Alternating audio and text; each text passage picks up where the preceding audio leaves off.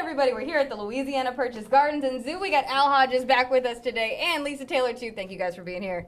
Thank you for having us. All right, so last time we were with you, we talked about leopard geckos. Today we're in the reptile building again talking about something different. Poison dart frogs. Okay, so poison, what does that mean for them?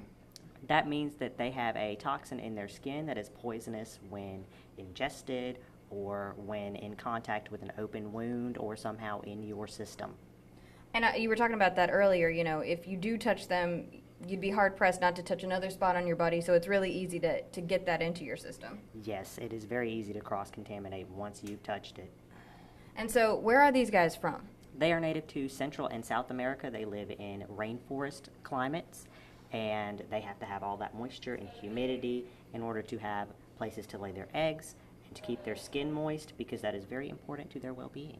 Okay, skin. We were talking about breathing, right? Yes, they can breathe through their skin to an extent, and their skin can absorb almost anything from their environment. So whether that be any new different chemicals or anything that they've come into contact with from humans or other animals, that can get into their system and that can cause them harm. And so they are known as the canaries in the coal mines of their environments, because once the frogs start going south, the rest of the ecosystem then starts to show damage.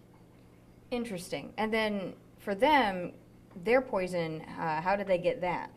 They get it from eating prey items in the wild. So they do not have it in captivity at all. After a certain point, whether they're born in captivity, they do not have it. They are not born with it. And if they've been in captivity for a long enough time, it will eventually cycle itself out. But they are going to eat centipedes, ants, beetles, all packed with alkaloids, and those are the chemicals that contain the toxins, and they will store it in their skin. That is crazy. And then we were talking about the most poisonous one of those, Lisa. Yes, so, you know, dart frogs are the most deadly poisonous animals on the planet, and the golden dart frog is actually used by the indigenous people in Colombia, and the reason they have their name poison dart frog is because those that tribe actually would take the dart that they used to kill prey with and roll it on the skin of the dart frog, which picked up the poison, and then they would dart an animal with it to eat or whatever they're going to do with that animal. So yeah, golden tree frogs, very deadly.